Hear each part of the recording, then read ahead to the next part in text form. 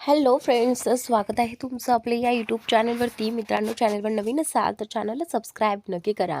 जान्हवी निघून जाऊ लागते. जान्हवी राजवीर तिचा हात पकडत तिला थांबवतो. जान्हवी राजवीरकडे पाहते. तिच्या डोळ्यात पाणी साचलेलं असतं. ती कुठल्याही क्षणी रडू शकत होती.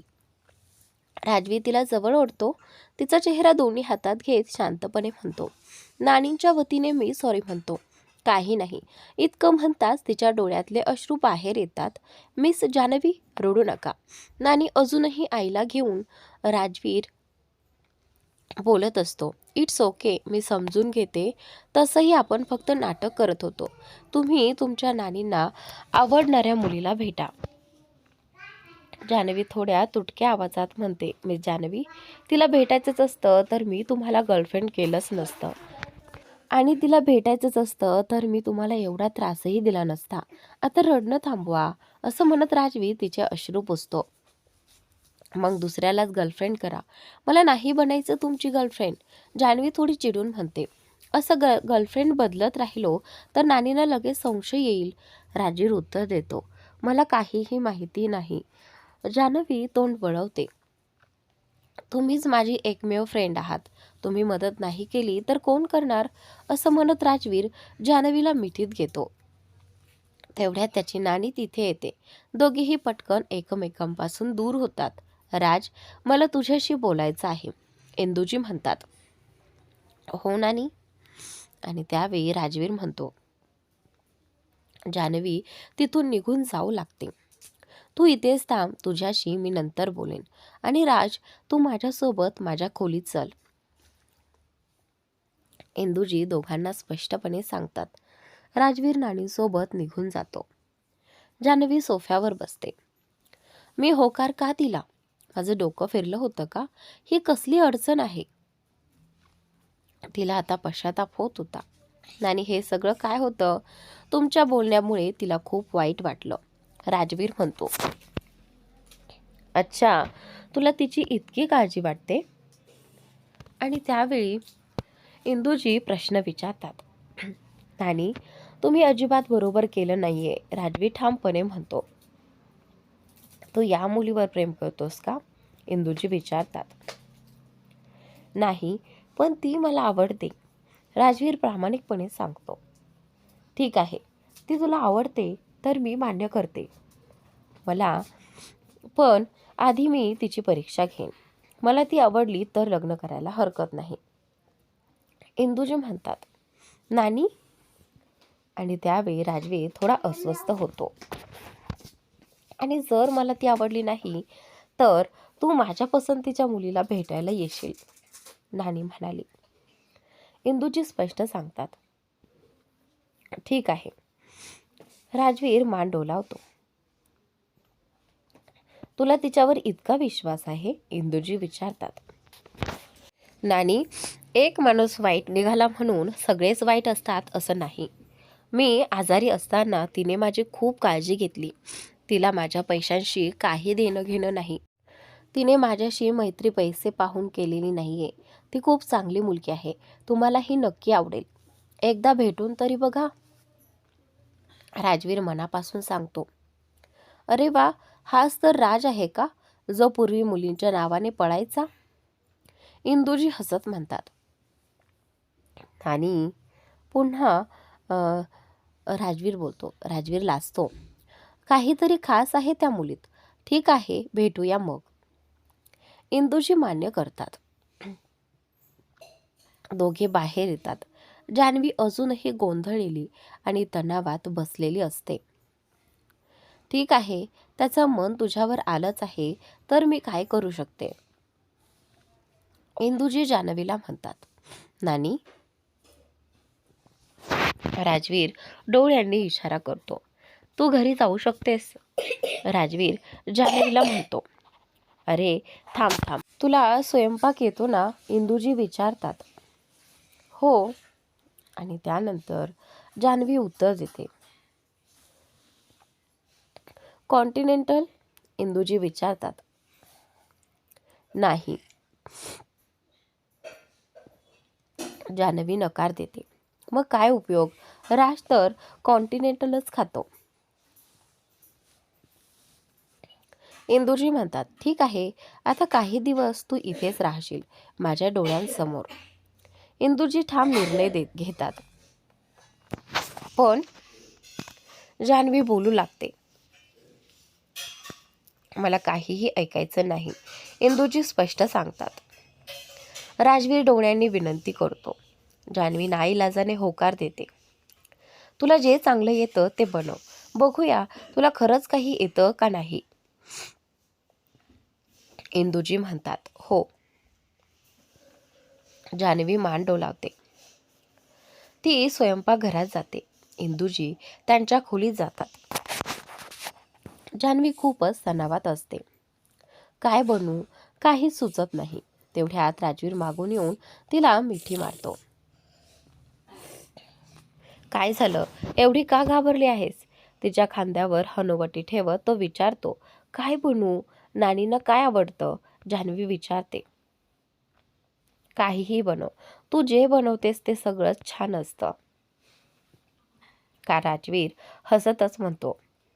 तो तिच्या गालावर किस करतो. काय करता आहात, मी आधीच खूप तणावात आहे, अजून वाढवू नका. जान्हवी म्हणते. तू काय इतकी घाबरली आहेस. राजवीर विचारतो. मी आधीच सांगितलं होतं ना की मी तुमच्या नानींना आवडणार नाही. जान्हवी म्हणते. असं काही नाही, त्यांनी तुला नीट पाहिलेलंच नाहीये. थोडा वेळ दे, त्या तुलाही नक्की आवडतील. राजवीर समजावतो. राहू द्या. जान्हवी म्हणते. तू खूप सुंदर दिसतेस. राजवीर म्हणतो. यापेक्षा मोठं खोटं नव्हतं का बोलायला. जान्हवी म्हणते. अरे मी खरंच बोलतोय, तू खूप सुंदर दिसतेस. राजवीर ठामपणे म्हणतो. तुम्हीच म्हणत होतात ना की जास्त झाले. जान्हवी आठवण करून देते. कारण तू आज जास्त सुंदर दिसतेस. राजवीर हसतो. ठीक आहे, मला स्वयंपाक करू द्या. जान्हवी म्हणते. चल मी मदत करतो. राजवीर पुढे येतो. दोघे मिळून स्वयंपाक. जान्हवी टेबलवर जेवण वाढते.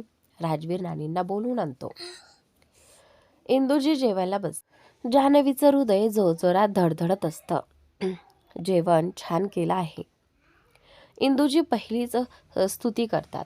हे ऐकताच जान्हवीने सुटकेचा श्वास घेतला. मी आधीच सांगितलं होतं ना तुम्हाला जान्हवी नक्कीच आवडेल. राजवीर इंदुजींना म्हणाला. मी जेवण तयार केले. इंदुजी राजवीरला म्हणाल्या. हो, जान्हवी सुद्धा येईल. राजवीर उत्तरला. तूही बस आमच्यासोबत जेव. इंदुजी जान्हवीला म्हणाल्या. जी. जान्हवी मान हलवून म्हणाली.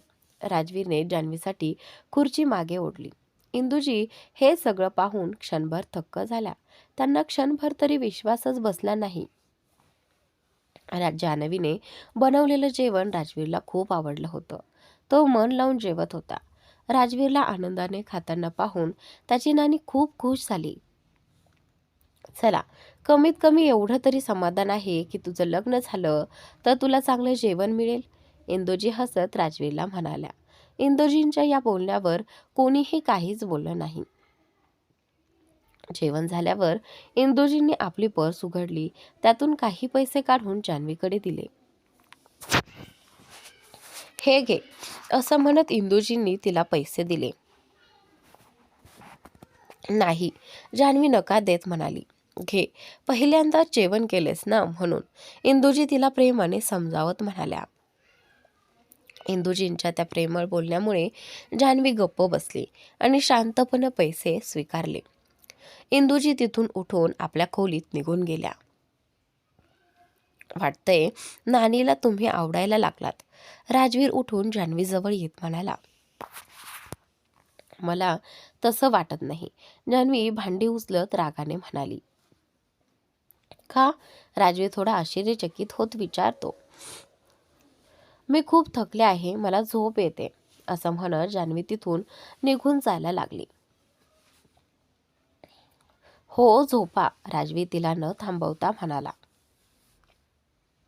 जान्हवी आपल्या खोलीत गेली.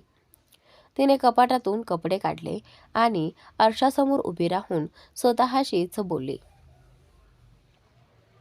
एवढी मेहनत घेतली आणि वरून टोमणे ऐकावे लागले. यापेक्षा जीन्स टॉप घालून आले असते तर बरं झालं असतं. जान्हवी खूप उदास दिसत होती. कपडे बदलून ती बेडवर झोपली. नानींची बोललेली वाक्य तिच्या कानात सतत घोळत होती. तेव्हा तिने स्वतःला सावरलं होतं, पण आता मात्र ती अश्रू आवरू शकली नाही आणि रडू लागली. तेवढ्यात राजवीर तिच्या खोलीत आला. मागून येऊन त्याने जान्हवीला मिठी मारली आणि तिच्या सोबतच बेडवर झोपला.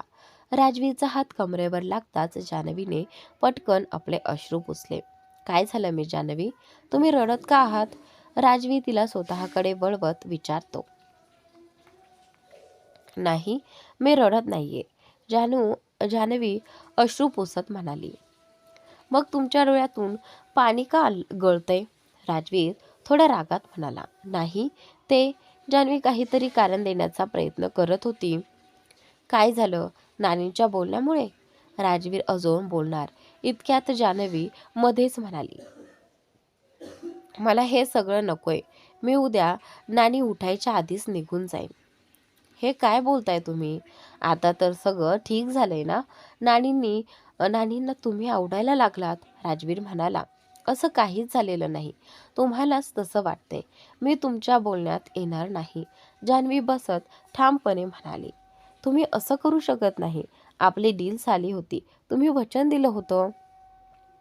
राजवीरही बसत म्हणाला. पण तुम्ही हे सांगितलं नव्हतं की तुमची नानी मला इतकं ऐकवणार आहे, जान्हवी रागाने म्हणाली. मिस जान्हवी, मला थोडंच माहिती होतं. तुम्ही माझी फ्रेंड आहात. असं कसं करू शकता? एकमेव फ्रेंड आहात तुम्ही, राजवीर भावनिक दबाव टाकत म्हणाला.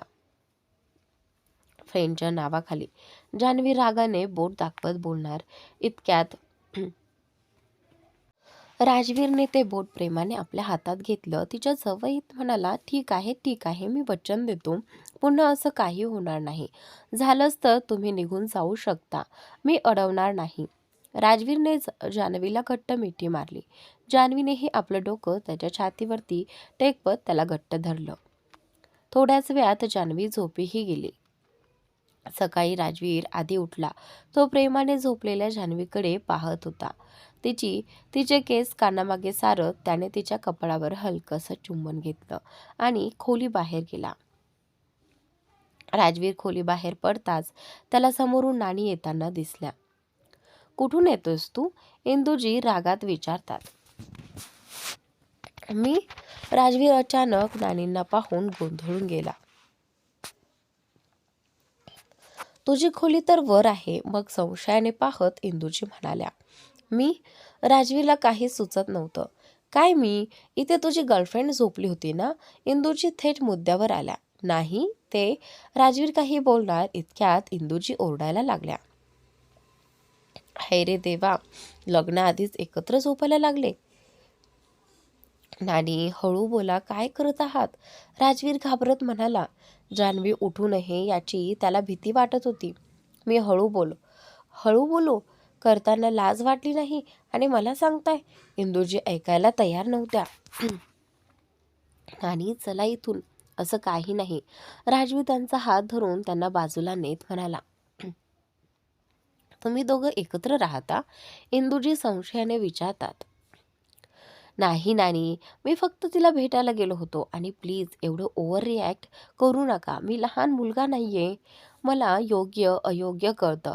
कृपया याचा तमाशा करू नका, राजवीर शांतपणे म्हणाला. मी तमाशा करते एका मुलीच्या मागे? इंदुजी संतापाने म्हणाल्या. तुम्हाला काय हवंय? मी तिला सोडून द्यावं? तिला सोडून? राजवीर पुढे बोलणारच होता की तुम्ही आपल्या घरी जा.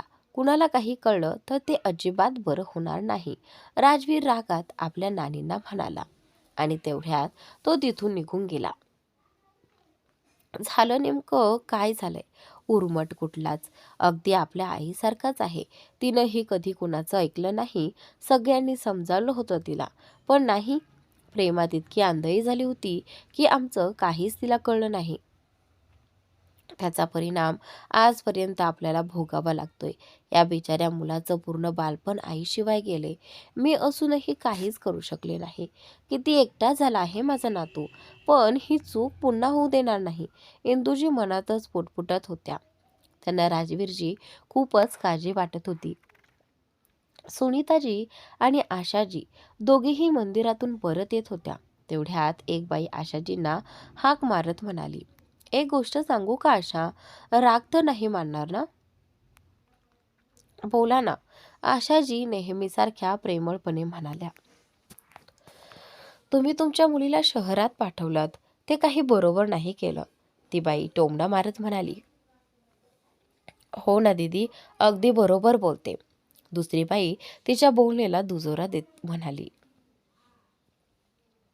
तुम्हाला काय पडलंय? तुमचं काम करा.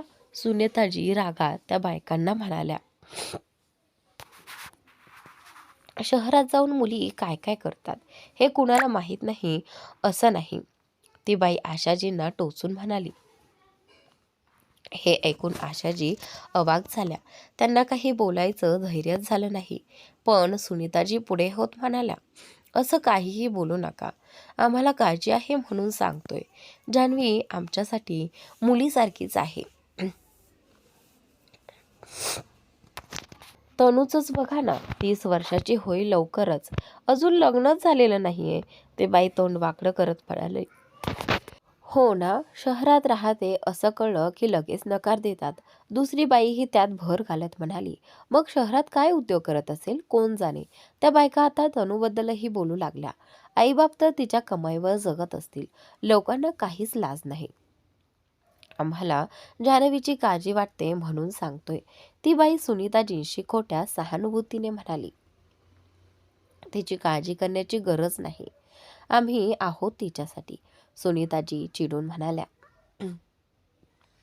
ठीक आहे, बघूया. उद्या लग्न झालं नाही ना, तेव्हा आठवतील या गोष्टी. चला निघूया. आजकाल भल्याचं काही राहिलेलं नाही. असं म्हणत त्या बायका निघून गेल्या. मी माझ्या मुलगा कार्तिकशी जान्हवीचं लग्न लावून देणार आहे. ती माझ्या घरची सून होईल. आता तुमचं तोंड बंद ठेवा आणि इथून निघा, सुनीताजी ठामपणे म्हणाल्या. असं का? कार्तिकही तर शहरातच राहतो ना. कलयुग आहे हो. लग्नाआधीच कुठे एकत्र राहत नसतील याची काय खात्री? ती बाई पुन्हा टोमणा मारत म्हणाली. हे ऐकताच सुनीताजी तिला रागात घुरू लागल्या. ते पाहून त्या बायका तिथून निघून जाण्यातच शहाणपणा समजून गेल्या. आशाजी मात्र हे सगळं ऐकून रडू लागल्या. दीदी, रडू नका. त्यांच्या बोलण्याकडे लक्ष देऊ नका. ते काहीही बोलतात. सुनीताजी त्यांना धीर देत म्हणाल्या. मी जान्हवीला खूप समजावलं, पण ही मुलगी माझं कधीच काही ऐकत नाही. किती लोकांची तोंड बंद करणार. जितकी माणसं तितक्या गोष्टी. आशाजी डोळे पुसत म्हणाल्या. चिंता करू नका दीदी. कार्तिकची परीक्षा लवकरच आहे. त्याचं सिलेक्शन झालं की लगेच दोघांचं लग्न लावून देईन. सगळ्यांची तोंड आपोआप बंद होतील.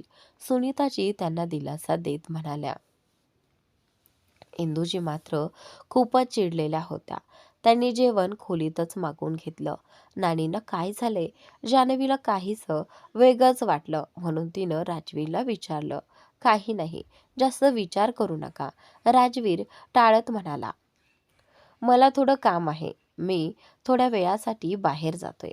असं म्हणत तो खुर्चीतून उठला. काय? मला नानींसोबत एकटं कसं सोडू शकता? जान्हवी घाबरून म्हणाली. तुम्हाला तिची चिंता करण्याची गरज नाही. तुम्ही तुमच्या खोलीत जा. मी नानींशी बोलून येतो आणि मी परत येईपर्यंत तुम्ही खोलीतच राहा. नानींना भेटायची गरज नाही, राजवीर ठामपणे म्हणाला. हो, जान्हवी त्याच्या बोलण्याला होकार देत म्हणाली.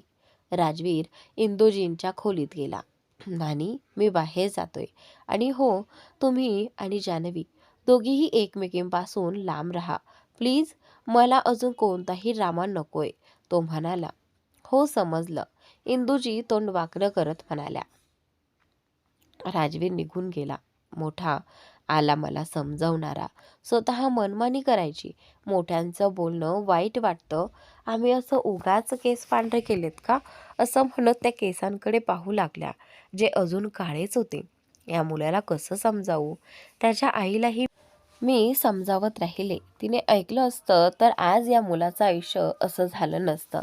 तिच्या हट्टाची किंमत आम्हाला तिच्या जीवाने चुकवावी लागली. माझी मुलगी आणि नवरा दोघांनाही गमावलं. याला कसं समजावू? इंदुजींच्या मनात खूप काहूर माजलं होतं. त्या अजिबात इच्छित नव्हत्या की राजवीर जान्हवीसोबत संसार थाटावा. दुपारचं जेवणाची वेळ झाली होती. मी नानींना जेवण द्यायला जाऊ का? पण साहेबांनी तर सांगितलंय. जान्हवी स्वतःशीच पुटपुटत होती. शेवटी ती जेवण घेऊन इंदुजींच्या खोलीत गेली. तेव्हा तिला दिसलं की इंदुजींचं पूर्ण शरीर थरथरत होतं आणि त्या बेडवरून पडायच्या बेतात होत्या. जान्हवी धावत त्यांच्या जवळ गेली. तिनं पटकन जेवण टेबलवर ठेवलं आणि नानींना नीट झोपवलं. इंदुजी टेबलवर ठेवलेली काहीतरी वस्तू घेण्याचा प्रयत्न करत होत्या. त्यांना श्वास घ्यायला त्रास होत होता. त्या जान्हवीला खुणावू लागल्या. जान्हवीने लगेच टेबलवर ठेवलेला पंप त्यांच्या हातात दिला. त्यानंतर त्यांचा श्वास थोडा स्थिर झाला, पण अंग अजूनही थरथरत होतं. जान्हवी खूपच घाबरली होती. तिला काहीच सुचत नव्हतं. काय करू? हो, साहेबांना फोन करते, असं म्हणत तिनं पटकन राजवीरला फोन लावला. तो मीटिंगमध्ये असल्यामुळे फोन उचलू शकला नाही. मग जान्हवीने लँडलाईनवरून बॉडीगार्डला फोन करून तात्काळ डॉक्टर बोलवायला सांगितलं. कधी ती इंदुजींचं डोकं दाबत होती, तर कधी पाय. तिला काय करावं हे समजत नव्हतं. काळजी करू नका, डॉक्टर येत आहेत. ती पुन्हा पुन्हा इंदुजींना धीर देत होती. थोड्याच वेळात डॉक्टर आले. त्यांनी तपासणी करून इंजेक्शन दिलं. आता इंदुजी बऱ्यापैकी ठीक होत्या. यांना अजिबात एकटं सोडू नका. या अस्थमाच्या रुग्ण आहेत आणि तणाव तर अजिबातच नको, डॉक्टरांनी जान्हवीला सांगितलं. हो, जान्हवी मान हलवत म्हणाली. राजवीरचा ताणतणाव पाहून इंदुजींना अस्थमाचा हल्ला झाला होता. तशीच त्यांची तब्येत नेहमीच कमजोर राहते. त्यांच्या घरच्यांकडे नेहमीच एक केअरटेकर असायची, जी संपूर्ण वेळ त्यांचे लक्ष ठेवत असे आणि सोबतच राहायची. इथे येण्याआधी ती त्यांना घरच्यांना सांगितल्याशिवाय सुट्टी घेऊन आली होती. जान्हवी इंदुजींच्या पायांवर बसली होती आणि त्यांचे पाय मसाज करत होती. इंदुजी आता बऱ्यापैकी ठीक दिसत होत्या. आता मी ठीक आहे, तुम्ही जाऊन आराम करा, इंदुजी जान्हवीकडे म्हणाल्या. नाही, डॉक्टरांनी आपल्याला एकटीला राहण्यास मनाई केली आहे, जान्हवी म्हणाली. इंदुजी बेडवर टेक घेऊन बसल्या. जान्हवी त्यांना मदत करत होती. दुपारपासून संध्याकाळ झाली होती. तुम्ही तब्बल एवढा वेळ माझे पाय मसाज करत आहात. तुम्ही थकल्या असाल. आता जाऊन आराम करा, इंदुजी म्हणाल्या. नाही, मी ठीक आहे. आपली काळजी करू नका. आपण आपले लक्ष ठेवा, जान्हवी म्हणाली. जसेच राजवीर घरी आला, त्याचा बॉडीगार्ड लगेच त्याला म्हणाला आणि राजवीर धावत इंदुजींच्या खोलीत गेला. आपण ठीक आहात ना, राजवीरने विचारलं. हो हो, मी ठीक आहे, इंदुजी म्हणाल्या. नानी, डॉक्टरांनी तुम्हाला एकटीला राहण्यास मनाई केली आहे ना, राजवीर रागाने म्हणाला आणि बॉडीगार्डला सांगितलं की इंदुजींसाठी पर्सनल नर्स बोलवा. मी ठीक आहे, इंदुजी म्हणाल्या. जर आपल्याला काही झालं तर, राजवीर म्हणाला. मी ठीक आहे. जान्हवी योग्य वेळी येऊन माझी मदत केली. बघा, आता मी पूर्णपणे ठीक आहे, इंदुजी म्हणाल्या. आणि आपल्याला माहिती आहे ना, जर काही झालं तर आपले मुलं सगळा आरोप माझ्यावर टाकतील. आपल्याला घरी जाण्याची तयारी करायला हवी. मी आपलं तिकीट करून देतो, राजवीर म्हणाला. अजून मी पूर्णपणे ठीक नाही. आता कशी जाऊ शकते, इंदुजी म्हणाल्या. जसेच आपण ठीक व्हाल, चला प्लीज, राजवीर म्हणाला. हो हो, नक्कीच जाईन, इंदुजी म्हणाल्या आणि राजवीर रागाने तिथून निघून गेला. जा बेटा, बघ, राजवीर रागाने निघाल्याचं पाहून इंदुजी जान्हवीला पाठवतात.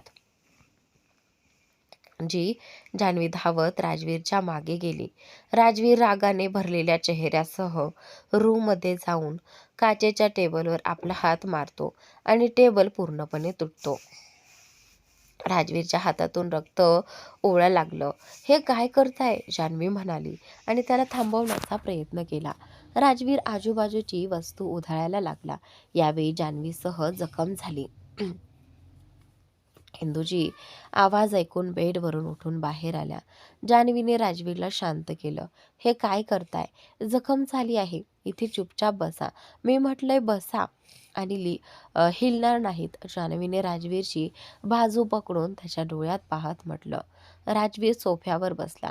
जान्हवी फर्स्ट एड बॉक्स आणते आणि जखम साफ करून पट्टी लावते. दर्द होत होता ना. राजवीर रागाने भरला होता, पण जान्हवीला त्याच्यापेक्षा जास्त दुःख होत होतं. राजवीरला इतक्या प्रेमाने काळजी घेताना पाहून इंदूजी आनंदित झाल्या. जा चेंज करा, मी हळदीचं दूध आणते, जान्हवी म्हणाली. राजवीर उभा राहिला. जान्हवी जाण्याच्या आधी त्याने तिचा हात धरला आणि तिच्या गळ्यात मिठी मारली. जान्हवी ही त्याला घट्ट मिठी मारते. काय झालं, सगळं ठीक आहे, इतकं काळजी करू नका, जान्हवी म्हणाली. किती गोड दिसा एकत्र, कोणाची नजर लागू नये. इंदूजी दोघांना बोलावत त्यांच्या खोलीत गेल्या. जा चेंज करा, मी हळदीचं दूध आणते, जान्हवीने राजवीरला हुकूम देत म्हटलं. मिस जान्हवी प्लीज, आता आपल्याला त्रास देऊ नका, राजवीर जिद्दीने म्हणाला. तर कुणी सांगितलं तुम्हाला हे सगळं करायला, जान्हवी रागाने विचारते. मिस जान्हवी मी ठीक आहे, राजवीर म्हणाला. आपल्याला सांगितलं नाही, पण रोज दूध पीत राहावं लागेल जोपर्यंत जखम भरत नाही, जान्हवी डोळ्यात डोळा टाकून म्हणाली. मिस जान्हवी, राजवीर नाराज झाला. बच्चांसारखी जिद्द करू नका, मी तुमचं काहीच ऐकणार नाही, जान्हवी म्हणाली. हो हो, तुम्ही माझ्या प्रत्येक गोष्टी मानताय ना, राजवीर आपल्या भुवयांची हालचाल करत म्हणाला. जर एवढीच अडचण आहे तर पुढच्या वेळी विचार करून करा, जान्हवी ही भुवयांची हालचाल करत म्हणाली. हो ठीक आहे. राजवीर जान्हवीच्या काळजीपूर्वक वागण्यावर प्रेम करत होता आणि तिला आपल्याकडे खेचून जोरात चुंबन देतो. हे काय करताय, जान्हवी डोळे दाखवत म्हणाली. राजवीर लगेच त्याच्या रूममध्ये गेला आणि डॉक्टरांशी बोलला, जे इंदूजींची पाहणी करायला आले होते. जान्हवी राजवीरसाठी दूध घेऊन गेली. काय झालं, अजूनही बसलाय का, चेंज केलं नाही का, जान्हवीनं विचारलं. हो आता जातोय, राजवीर म्हणाला. आता नानी ठीक आहेत, तुम्ही त्रास करू नका, जान्हवीने हात ठेवून दिलासा दिला. थँक्स मिस जान्हवी, जर तुम्ही नसता तर, राजवीर प्रेम नजरेने पाहत म्हणाला. काही नाही, इतकं विचार करू नका, सगळं ठीक आहे. आणखी काय हवंय, जान्हवी म्हणाली. जी, राजवीर सहमत झाला. जा चेंज करा, दूध थंड होईल, जान्हवी म्हणाली. जी, राजवीर जाताना म्हणाला. थांबा, आधी दूध प्या, जान्हवीनं त्याला थांबवलं. मिस जान्हवी, राजवीर तोंड चोच करून म्हणाला. चल, नखरे करू नका, जान्हवीनं ग्लास देत म्हणाली. राजवीर शांतीने दूध प्यायला. गुड बॉय, इतकंच काय होतंय, आता चेंज करा, जान्हवीने गाल खेचून सांगितलं. राजवीर आपला कोट काढायला लागला, पण हातात दुखत होतं. मी मदत करते, जान्हवीने कोट काढायला मदत केली आणि शर्टचे बटन उघडायला लागली. राजवीर रोखू शकला नाही. जान्हवीने त्याची शर्ट उघडली आणि राजवीरच्या मस्क्युलर शरीरावर त्याचे डोळे फिरले. हे काय झाले, राजवीर जान्हवीच्या मानेला दिसलेल्या ठसठशीत बघून विचारते. काही नाही, जान्हवी म्हणाली. हे तुम्हाला कसं झालं, राजवीर काळजी व्यक्त करत विचारतो. जेव्हा तुम्ही सामान इथे तिथे फेकत होतात तेव्हा झालं, जान्हवी राजवीरला सांगते. मग तुम्ही का सांगितलं नाही, राजवीर विचारतो. जास्त काही झालं नाही, जान्हवी उत्तर देते. इथं बसा, राजवीर जान्हवीला पलंगावर बसवतो आणि फर्स्ट एड बॉक्स काढतो. राजवीर जान्हवीला जवळ घेतो, जवळजवळ आपल्या गोधडीवर बसवतो. जान्हवी राजवीरच्या खूप जवळ होती. तिच्या खांद्याजवळ मानेला जखम होती. राजवीर तिचा टॉप हळूच खाली ओढतो आणि हे डेटॉल काढून जखम स्वच्छ करतो. जान्हवीला राजवीरच्या श्वासांचे उबदार स्पर्श जाणवतो. ही ऊब तिच्यासाठी थोडीशी मदहोश करणारी होती. राजवीर जखमावर बँडेज लावतो. ठीक आहे, राजवीर म्हणतो आणि तितक्यात जान्हवी त्याच्याकडे प्रेमाने पाहते. काय झाले? राजवीर विचारतो. राजवीरने काही सेकंद बोलताच जान्हवी आपले हात त्याच्या मानेला आणि केसांमध्ये गुंफून आपले सर्व वजन राजवीरच्या छातीत टाकते आणि त्याच्यावर झोपते. जान्हवीने आपल्या ओठांनी राजवीरच्या ओठांना स्पर्श दिला.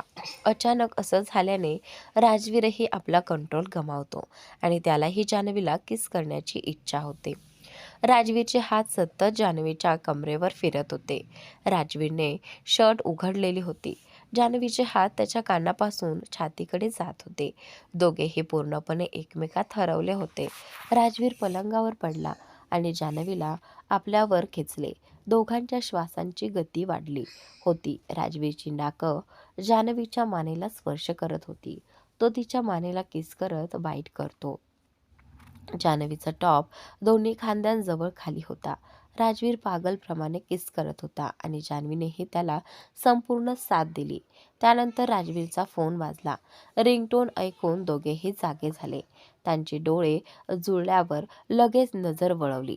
जान्हवी घाईघाईने उठून तिच्या खोलीकडे धावली. तिने दरवाजा बंद केला. राजवीरने फोन उचलला. सर, डॉक्टर येऊन पोहोचले आहेत, बॉडीगार्ड म्हणाला. हो, त्यांना आत आणा, मी येतो, राजवीर उतरतो. जी सर. बॉडीगार्ड निघून गेला. राजवीर आपल्या शर्टकडे लक्ष देतो. त्याच्या मानेला जान्हवीच्या नखांचे ठसे दिसले. हे काय आहे? जान्हवीला पाहून मी इतक्या वेड्याप्रमाणे का वागत आहे? काहीतरी समस्या आहे. आता मला तिथून दूर राहावे लागेल. तिच्याकडे पाहूनही नको. तिच्या डोळ्यांनी माझा मेंदू बिघडवतो, राजवीर स्वतःशीच बोलतो. जान्हवी धावत धावत आपल्या खोलीत पोहोचली. दरवाजा बंद केला. मी काय केलं? हे कसं शक्य आहे? काय विचार करणार असेल तो? मी इतकी मोठी चूक कशी करू शकते? ती दरवाजाजवळ बसली. डोळ्यात पाणी येऊ लागले. जान्हवी न्हाण्यासाठी वॉशरूममध्ये गेली. कपडे उतरवून आईने सांगितल्याप्रमाणे आरशात पाहून तिने पाणी चेहऱ्यावर पुसले. तिच्या डोळ्यांना मानेला बाईटचे ठसे दिसले. फक्त उद्या सकाळी मी इथे न सांगता निघून जाईन. जितके शक्य असेल तितके दूर राहीन. तिच्याकडे पाहणारही नाही. जान्हवी आरशात स्वतःशीच बोलते. राजवीर इंदुजींच्या खोलीत गेला. डॉक्टरांनी इंदुजींना तपासलं. आता कशी आहे तब्येत? राजवीर प्रेमळपणे विचारतो. बिलकुल ठीक आहे, इंदुजी उत्तर देतात. तर तुमची फ्लाईट? राजवीर बोलणारच होता की इंदुजी थांबवते. काय आहे तुला? आता तुला ठीक आहे तर घरी जावं, इंदुजी म्हणते. हो, पण आधी जान्हवीला बोलून आणा, राजवीर सांगतो. का? राजवीर थोडा आश्चर्यचकित झाला. मला तसं काही गोष्ट करायची आहे. तुझ्याशी बोलू शकत नाही का? इंदुजी त्याला धरून घोरून विचारते. काय बोलायचं आहे? राजवीर विचारतो. काय बोलायचं आहे काय? आधी मला सांगा ना, राजवीर जिद्दीने इंदुजीला म्हणाला. बरं ठीक आहे, सांगते. मला जान्हवी आवडते, इंदुजी म्हणाल्या. राजवीर त्यांना मानत न पाहता. मी तर आधीच सांगितलं होतं तुला, राजवीर म्हणाला. हो, तू बरोबर म्हणतोयस. तुझ्या वडिलांच्या गोंधळात मी, इंदुजी चिडून म्हणाल्या. बरं सोड त्याचं सगळं, राजवीर म्हणाला आणि इंदुजींना अजूनच त्रास होण्यापूर्वी लक्ष दुसरीकडे वळवलं. ती चांगली मुलगी आहे. मी तिला इतकं सांगितलंय, तुझ्यासाठी योग्य आहे. तुझी काळजी घेईल.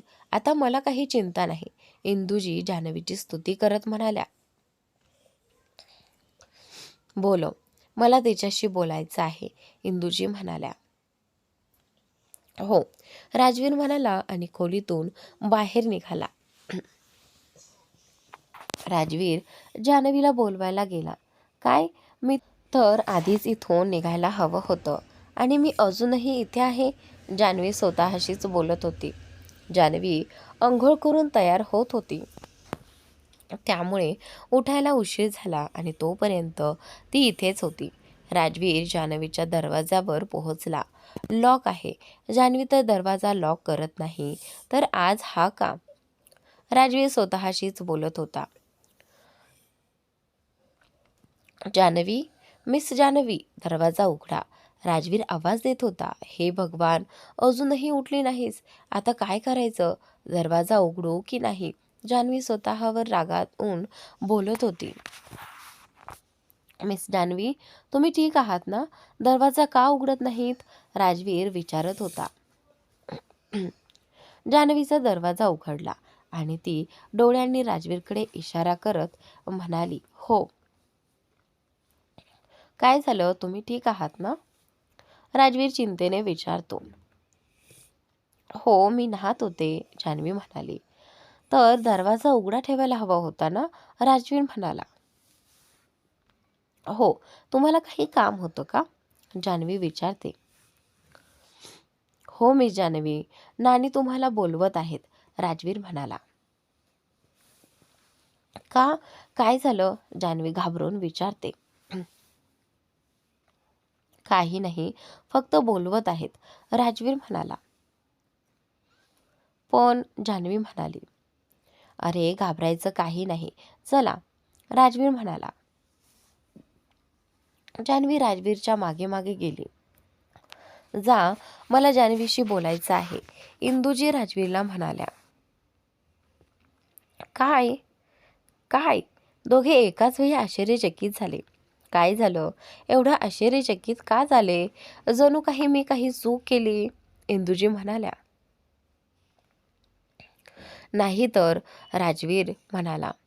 का मी जान्हवीशी बोलू शकत नाही? इंदुजीने विचारलं. हो हो, जा ना, राजवीर म्हणाला. बरं जा, इंदुजी म्हणाल्या. काय बोलायचं आहे, जे माझ्यासमोर बोलता येणार नाही? राजवीरने विचारलं. महिला गोष्टी आहेत, तुला थोडकं सांगते, जा इथून बाहेर, इंदुजी म्हणाल्या.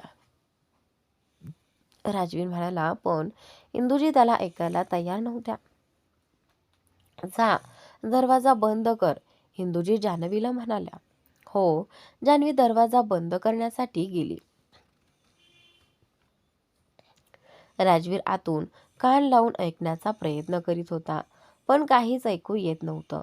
तो चिंतेत इकडे तिकडे फिरत होता. बेटा ये, बस, मला तुझ्याशी काही बोलायचं आहे, इंदुजी प्रेमाने म्हणाल्या.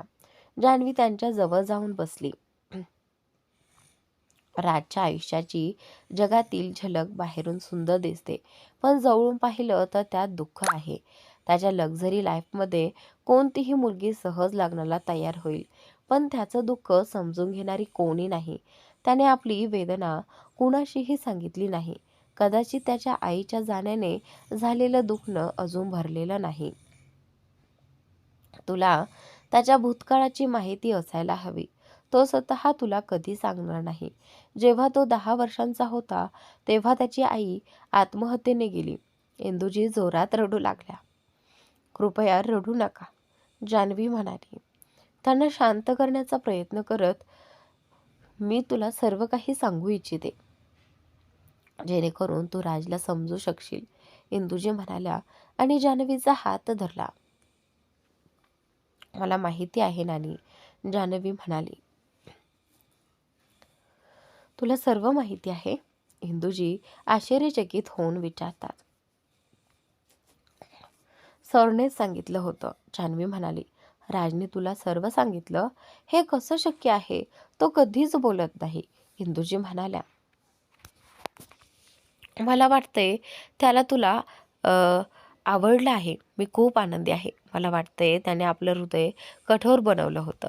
पण जर त्याने तुला स्वतः सांगितलं तर म्हणजे त्याला तू आवडायला लागली आहेस, इंदुजी म्हणाल्या. असं काही, जान्हवी बोलू लागली, पण इंदुजी तिच्या बळकटीने हसत म्हणाल्या. आता मला काही चिंता नाही. तू माझ्या मुलाची काळजी घेणारच आहेस. हो, काळजी करू नका, जान्हवी म्हणाली. जा, राजला बोलाव. तो बाहेर त्रस्त असेल. जान्हवी दरवाजा उघडते. राजवीर बाहेरच चिंतेत उभा होता. जान्हवीने डोळ्यांनी त्याला आत येण्याचा इशारा केला. राजवीर आत आला आणि इंदुजी कट्टर आवाजात म्हणाल्या, इथे बस. राजवीर त्यांच्याकडे जाऊन बसला. मला जान्हवी खूप आवडते. मला काही हरकत नाही. आता मला आनंद आहे की तुझ्यासाठी काळजी घेणारी आली आहे. इंदुजी म्हणाल्या, तुझ्यावर आता कोणी हुकूम चालू शकणार नाही. इंदुजी म्हणाल्या, काय म्हणत आहात नानी? राजवीर म्हणाला, माझ्या फुलासारख्या मुलीला त्रस्त करू नकोस. इंदुजी राजवीरचे कान खेचत म्हणाल्या. अचानक काय झाले? राजवीरने विचारलं. माझ्या मते तुझी काळजी आहे म्हणून मी बोलते. कामातच व्यस्त राहू नकोस. तिलाही वेळ दे. इंदुजी म्हणाल्या. जर तू थकली असशील तर आता आराम कर. राजवीर म्हणाला. चल मिस जान्हवी. राजवीर म्हणाला. हो, मी थोडी नानीकडे थांबणार आहे. जान्हवी म्हणाली. आता त्यांना आराम द्या. राजवीर म्हणाला. हो, मी येते थोड्या वेळात. जान्हवी म्हणाली.